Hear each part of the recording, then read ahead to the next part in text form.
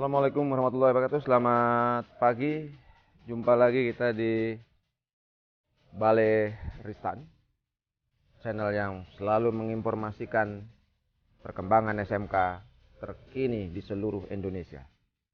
Kali ini kita berada di SMK Informatika Sumedang dengan dua kompetensi unggul yang dikembangkan. Kita akan lihat bagaimana kawan-kawan dan guru-guru muda di SMK Informatika mengembangkan kompetensi-kompetensi yang ada. Mari kita lihat.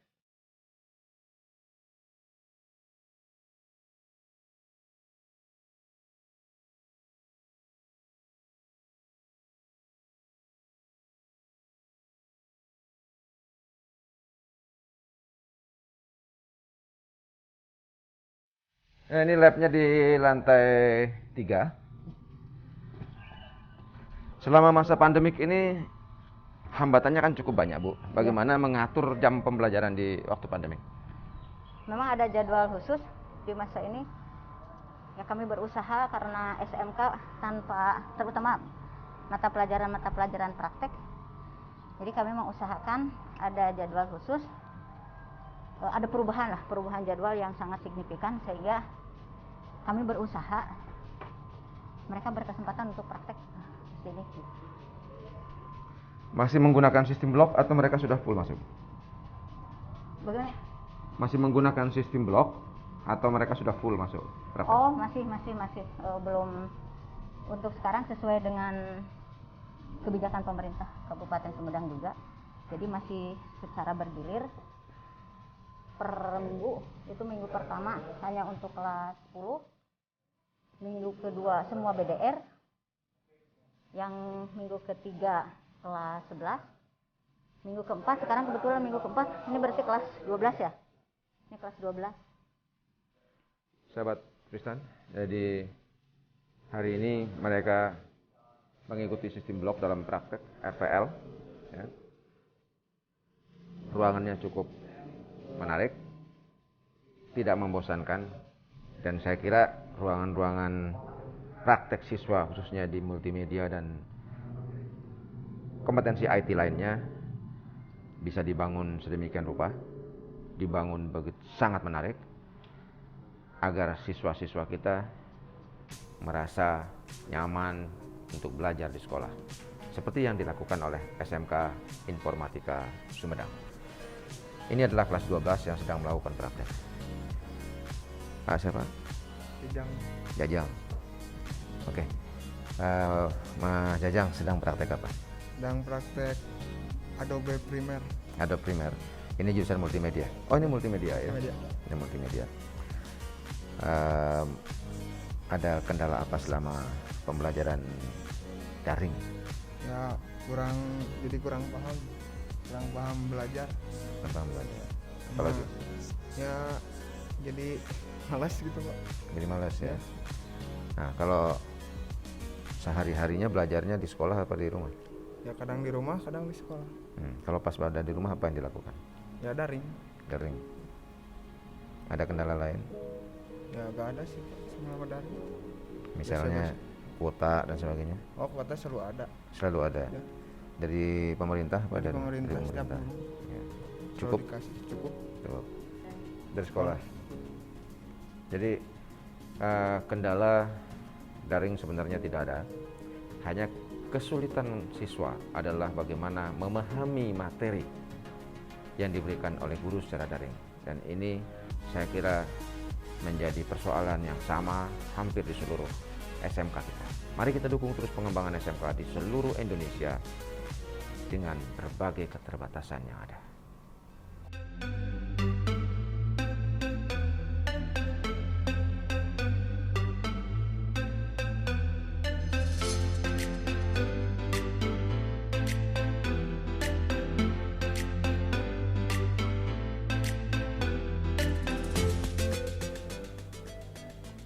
Ya, sebagaimana di ruang multimedia, ruang pembelajaran RPL juga memiliki desain yang bagus, desain yang tidak membosankan. Bu Neng, Ya. bagaimana mengkonsep pembelajaran praktek dengan situasi yang sekarang di pandemi dan bagaimana juga mengembangkan ini, Bu? Ya, Apa tata letak ruangannya? ya. Ini sebetulnya karena RPL dengan multimedia lebih pada prakteknya itu membutuhkan konsentrasi, kemudian kenyamanan suasana, karena yang mereka gunakan lebih ke cenderung ke pemikiran gitu ya. Sehingga kami mencoba membuat ruangan yang sebisa mungkin anak bisa atau siswa bisa bekerja dengan nyaman gitu. Jadi dengan letak seperti ini atau dengan desain seperti ini ya, kita mencoba memberikan suasana yang memungkinkan anak bisa belajar dengan baik, bisa berpraktek dengan baik. Kalau melihat ruangan mungkin RPL dengan multimedia mirip ya Pak, yang berbeda ininya spek komputernya. komputernya. Oke. Yang itu 3 kali lipat, Ya. bahkan 4 kali lipat dari yang Oke. Ya, sahabat Tristan, pengembangan IT di SMK, terutama yang terkait dengan kompetensi unggul seperti multimedia, TKJ, RPL, animasi, terus kita kembangkan dengan melihat kebutuhan dunia usaha dan dunia industri. Di SMK Informatika, 2 kompetensi ini terus berkembang pesat dan mendapatkan tempat di hati masyarakatnya. Masyarakat di Sumedang khususnya sangat mendukung perkembangan SMK Informatika. Kita akan lihat bagaimana SMK ini berkembang ke depan. Dan jangan lupa, mari dukung terus pembangunan SMK di seluruh Indonesia.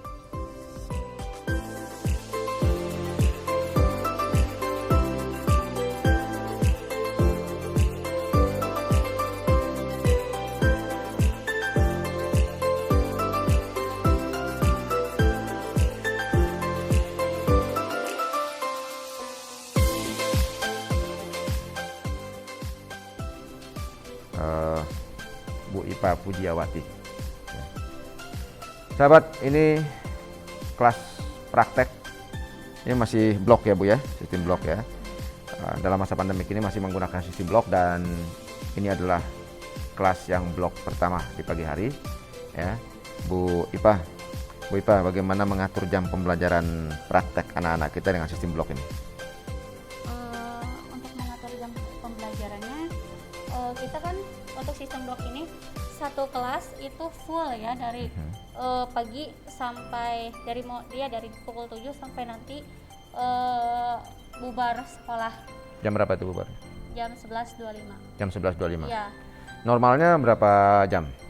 Untuk semuanya Kalau di hari-hari normal di luar apa pandemi? per kelasnya Pak. Ya. Normalnya biasanya untuk 4 jam gitu. 4 jam. Iya. Selama masa pandemi ini dikurangi jadi berapa jam? Untuk 1 jamnya itu 20 menitan Pak. Oh, 20 menitan Iya. dikurangi. Cukup banyak ya? Iya. Ya.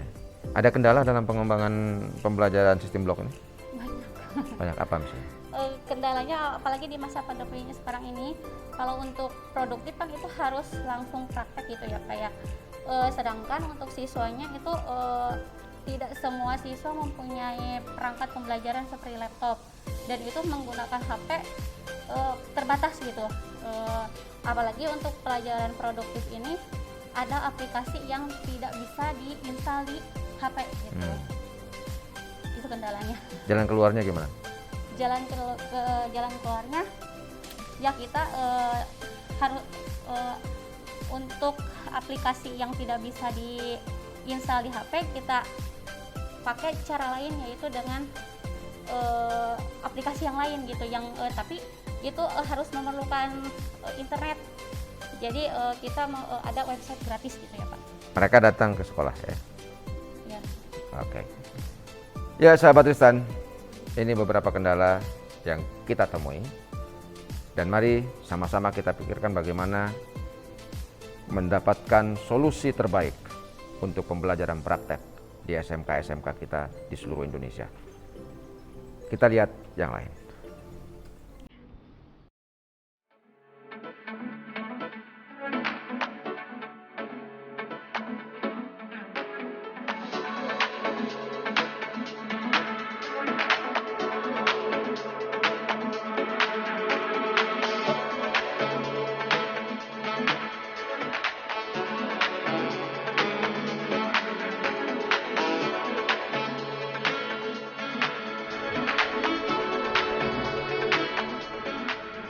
Albani kelas berapa? Kelas 3. Kelas 3. Ya, apa yang paling mengganggu atau paling menghambat di dalam proses pembelajaran daring yang dilakukan, yang dialami? Mungkin yang pertama itu adalah koneksi internet sangat mengganggu sekali, apalagi kita itu online. So kadang-kadang jaringan itu lemot, apalagi saat membuat web-web seperti ini tuh sangat sulit. Ada yang ingin Bani sampaikan untuk sekolah maupun untuk pengambil kebijakan terkait dengan kebijakan pendidikan yang sekarang, khususnya untuk SMK? Mudah-mudahan segera seperti biasa lagi untuk kedepannya. Semoga tidak seperti pergantian sisi itu sangat rumit sebenarnya.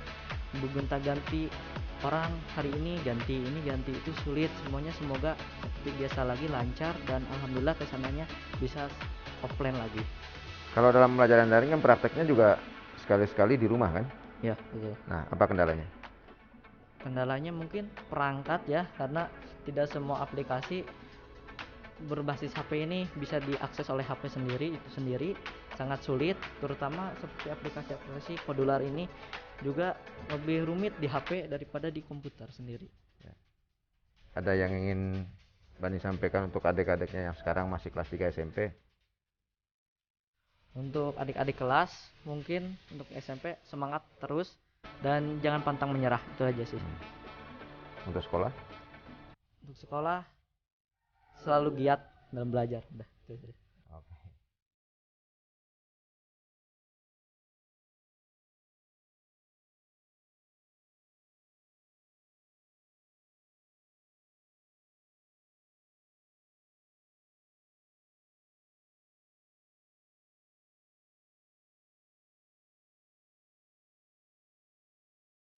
Oke, sahabat Tristan.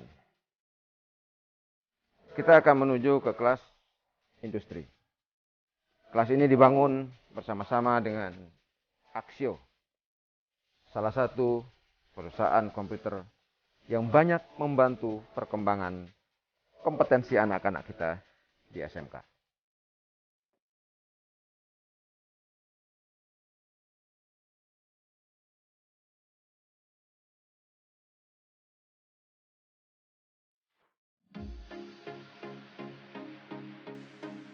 Salah satu peran industri yang penting adalah mendukung pembangunan sumber daya manusia yang ada di sekolah, di SMK, sesuai dengan kebutuhan.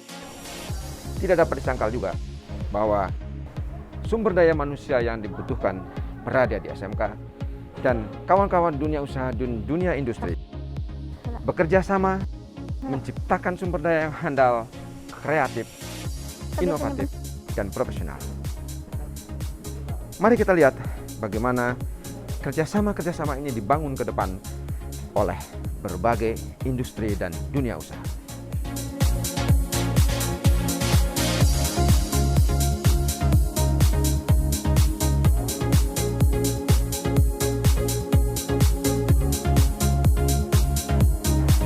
Oke, sahabat Tristan. Ini adalah kelas Axio, salah satu kelas industri yang dibangun bersama-sama dengan industri IT. Kelas ini dipergunakan untuk melatih kemampuan anak-anak SMK, khususnya di bidang IT, untuk memahami sistem dan bagaimana SOP yang dikembangkan di industri IT dan bagaimana merangkai atau membangun komputer lebih besar.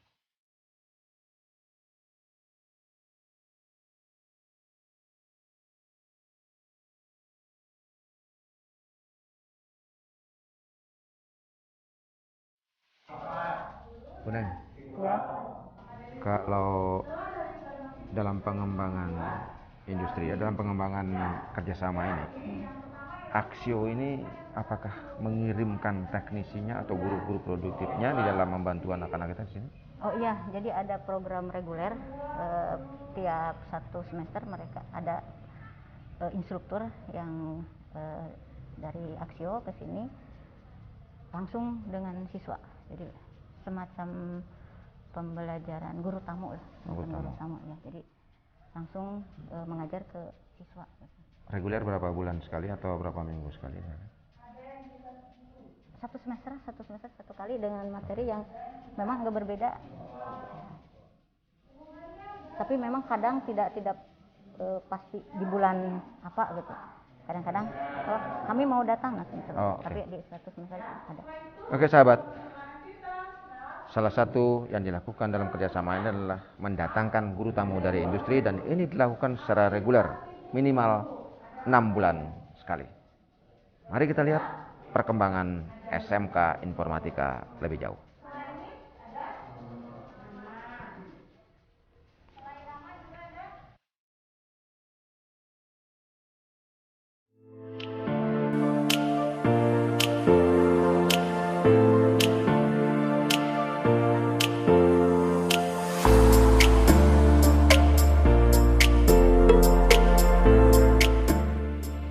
Sahabat Ristan,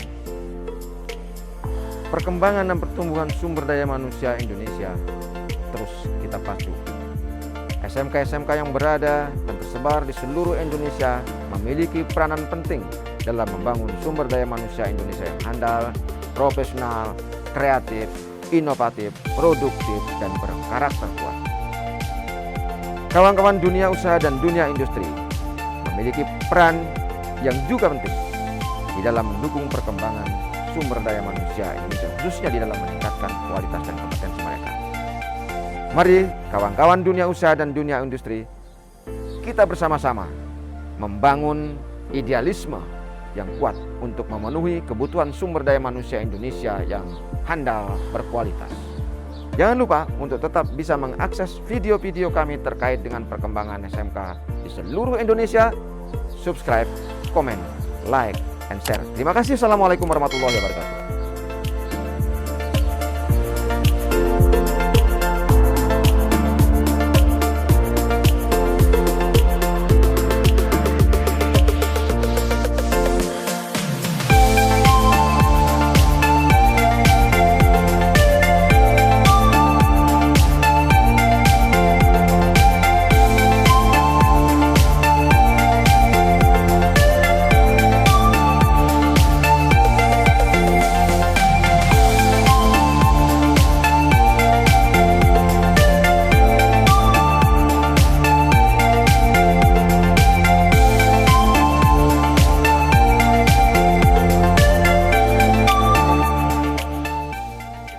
SMK Informatika Sumedang.